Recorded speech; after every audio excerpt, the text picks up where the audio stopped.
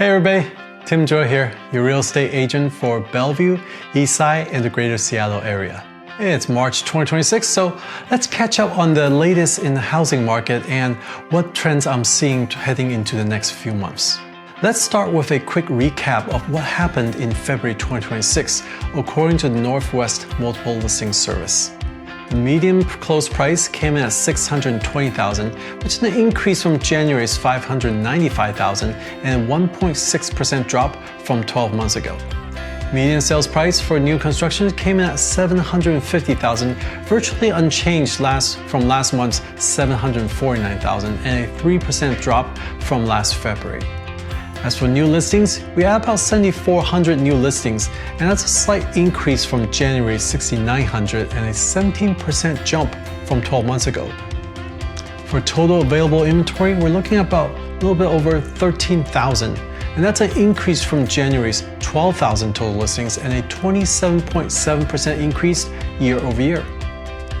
For pending listings, we had about 5,900 residential and condo listings that went pending, and that's an increase from January's 5,400 and a 0.4% increase from a year ago. For month of inventory, which is how long it takes to sell every home that's active in the MLS inventory, we're looking at 3.22 months, and that's a decrease from January's 3.57 months and a 31.7% increase over 12 months ago. A neutral market should have 4 to 6 months of inventory. So that's the market update. What do all these numbers mean? Where's the market heading to? Before we start, full disclaimer, these are just my personal opinions and not financial advice. So with that out of the way, let's get into what's going on with the market. The big headline is that inventory is continuing to build just as we head into the spring market.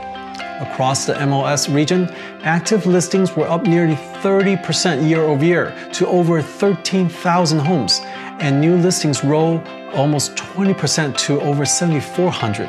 So buyers are finally seeing more choices than they had did this time last year. At the same time, mortgage rates dipped below 6% at the end of February, which could help bring even more buyers back into the market. What's encouraging is that demand is still there. Pending sales came in at almost 6,000, up slightly from a year ago and up almost 9% from January, while closed sales were down 3% year over year but up 20% month over month. The median close price across the residential homes and condos was $620,000, down 1.6% from last year but up 4.2% from January. So the market is not stalled at all. What we're really seeing is a market that's become a little bit more balanced, with more inventory, steady demand, and a more normal seasonal pickup headlong into winter-spring. We're also seeing signs that the buyers are staying engaged. Key box activity was up 7%, showing we're up slightly from a year ago, and 76% of listings qualify for some form of down payment assistance. That tells us buyers are still out there watching the market closely, but they may be feeling a little more empowered now that they have more options to choose from. Overall, this feels like a healthier market environment than what we saw when inventory was extremely tight. Now, one important update since those February numbers came out is that the mortgage rate window below 6% did not last. As of March 12, 2026, Freddie Mac reported the average 30-year fixed rate had moved back up to 6.11%.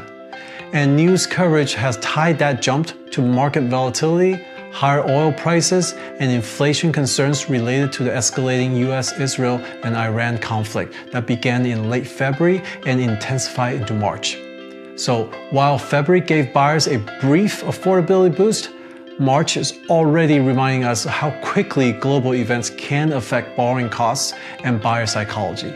So what does all this mean for buyers and sellers? Well, for buyers, this still means more opportunity than we had a year ago because inventory is higher than there are simply more homes to choose from. But with mortgage rates now back above 6%, affordability has become a little more challenging again. So monthly payment matters even more than just purchase price.